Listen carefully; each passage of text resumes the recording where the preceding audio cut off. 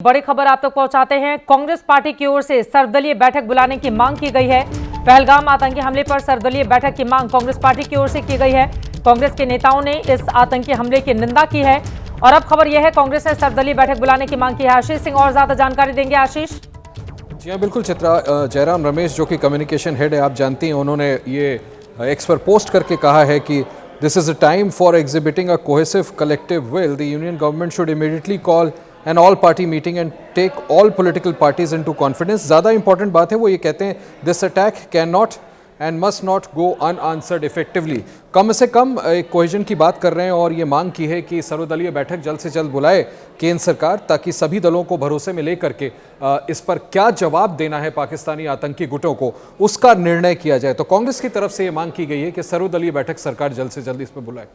और इसके पहले सर्जिकल स्ट्राइक और एयर स्ट्राइक दुनिया देख चुकी है, जब पाकिस्तान के घर में घुसकर उसको उसी की भाषा में जवाब दिया गया था। क्या आगे आने वाले वक्त में आशीष ये माना जा सकता है कि इसी तरह का कोई करारा जवाब पाकिस्तान को दिया जाए?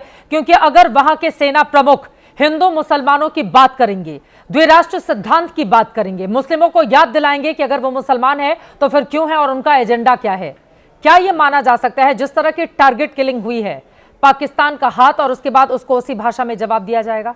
देखिए, ये तो बिल्कुल भारत ने ट्रेंड सेट कर रखा है। खुद चित्रा, आप जानती हैं, प्रधानमंत्री मोदी ने एक बार नहीं कई बार कई फोरम से कहा है कि ये नया भारत है और घुस करके मारेगा अगर आप भारत पर के खिलाफ अग्रेशन करेंगे।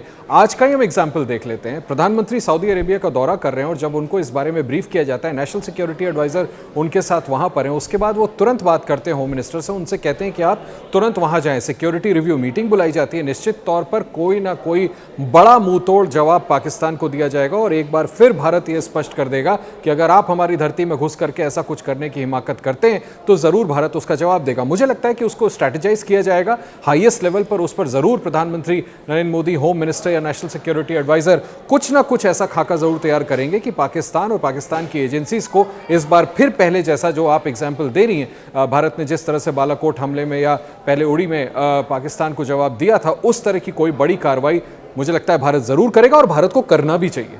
आशीष, मैं फौरन लौट रही हूं आपके पास। हमले के बाद हमारे संवाददाता आसिफ कुरैशी सबसे पहले पहलगाम पहुंचे। वहां उन घोड़े खच्चर वालों से उन्होंने बातचीत की जिन्होंने वहां पर पहुंचने वाले सैलानियों के बारे में पूरी जानकारी विस्तार से दी। हर रोज करीब 10,000 लोग वहां पर पहुंचते हैं, आज भी भीड़ उतनी ही ज्यादा थी। इस समय पहलगाम में खड़े हैं और पीछे जो सड़क है वो बैसरन को जाती है सड़क, जहां से अभी भी जो वहां पे घोड़े वाले पर्यटकों के साथ रहते हैं उनके आने का सिलसिला जो जारी है। लोग अपने मवेशियों को लेकर नीचे आ रहे हैं और ये वो लोग हैं जो पर्यटकों के साथ ऊपर मौजूद थे जब ये घटना घटी है।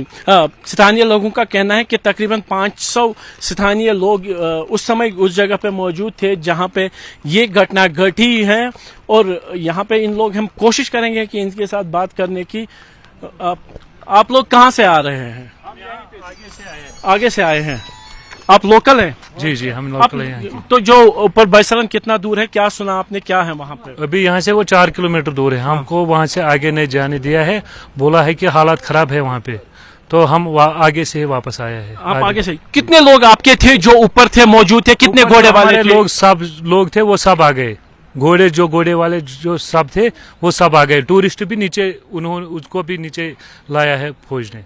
तो कितने टूरिस्ट हैं आपके सुनने में आया है जिनको यहाँ निशाना बनाया गया है? क्या उनमें कोई लोकल भी हैं जो जख्मी हुए? नहीं, लोकल का नहीं सुना है, लेकिन टूरिस्टों को सुना है, लेकिन वो तो न्यूज में ही हमने सुना है। तो यही सुना है कि ऊपर में फायरिंग हुआ, हमारा घोड़ा था ऊपर, अब उनके लिए यहाँ इंतजार करता था। अभी फोन आ गया, आपका घोड़ा आ गया घर। बाकी जो हमारा उसके साथ आदमी था वो भी घर पहुँच गया। बस यही हमने सुना है, वहाँ फायरिंग हुआ और कुछ नहीं सुना है बाकी। तो ये जो घटना घटी है, कितना असर पड़ेगा टूरिज्म पर? ये हमको बहुत असर पड़ गया, बहुत। पहलगाम, खासकर पहलगाम, पूरा कश्मीर को ये असर पड़ गया। रोज कितने लोग जाते हैं यहाँ से पर्यटक? कितने लोग? हजारों टूरिस्ट जाते हैं, लोग भी जाते हैं, लोकल भी जाते हैं, टूरिस्ट भी जाते हैं। लगभग 7, 8, 10 हजार लोग जाते हैं दिन भर इधर में।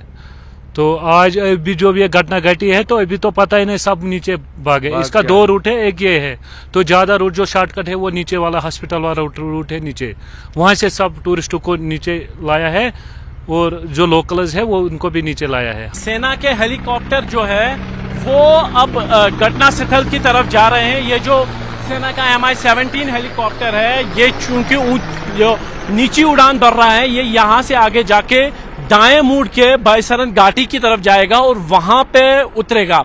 बता दूं कि जो हेलीकॉप्टर के जरिए जो है वरिष्ठ अधिकारी भी यहां पहुंचे थे और ये भी माना जा रहा है कि जो कुछ लोग जो जख्मी हैं उनको उपचार के लिए सेना के अस्पताल ले जाया जाए, इसके लिए भी यहां पे जो है हेलीकॉप्टर लाए जा रहे हैं। जिस तरह की तस्वीरें आपने देखी हैं, यकीनन वो परेशान करने वाली हैं। जो बयान आपने सुने हैं वो भी चिंता बढ़ाने वाले हैं। लेकिन इन सब के बीच गृह मंत्री अमित शाह की बड़ी बैठक लगातार श्रीनगर में जारी है। उसमें तमाम अधिकारियों की मौजूदगी है। आगे आने वाले वक्त में क्या होगा, प्लान ऑफ एक्शन, दुश्मन को उसी की भाषा में कैसे करारा जवाब दिया जाएगा, आतंकवादियों को जन्नत नसीब कब कराई जाएगी जिसकी मंशा के तहत वो पहुंचे हुए थे, उन मासूम निर्दोष लोगों की हत्या करने के लिए टारगेट किलिंग की गई, धर्म पूछकर उनके ऊपर गोलियां दागी गई हैं। आईबी के एक अधिकारी समेत कुल 28 लोगों की जान जाने की खबर निकलकर सामने आई है। आंकड़ा और बढ़ सकता है। कई ऐसे लोग हैं जो अपनी जिंदगी के लिए इस वक्त भी अस्पताल के भीतर संघर्ष कर रहे हैं।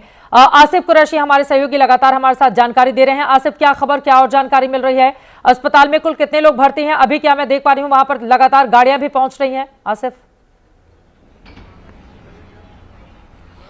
बिल्कुल, देखिए आपसे थोड़ी देर पहले आईजी कश्मीर की जो गाड़ी है वो यहाँ से निकल के हॉस्पिटल की तरफ गई है, तो कहीं ना कहीं अधिकारियों के आने का जाने का सिलसिला लगातार यहाँ पे जारी है।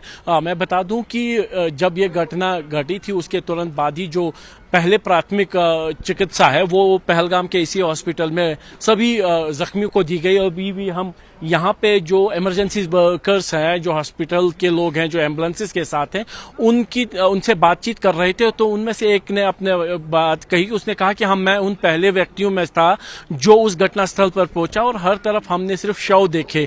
तकरीबन 26-27 शवों के नीचे लाने की बात उनकी तरफ से कही गई है। 18 जख्मियों को उपचार के लिए अस्पताल लाया गया, जिनमें से तकरीबन 4 से 5 के बारे में बताया गया कि उनकी हालत काफी गंभीर थी। तो इसीलिए आंकड़ा बढ़ने की भी, जो मरने वालों का आंकड़ा है वो बढ़ने की संभावना है। लेकिन अभी भी जो बायसरन का इलाका है, यहाँ पे सुरक्षा बलों का ऑपरेशन जारी है। सेना की तैनाती यहाँ पे रात भर रहेगी और सेना की तरफ से ही जो इलेक्ट्रॉनिक सर्वेलेंस के जरिए मैं लौटी हूं।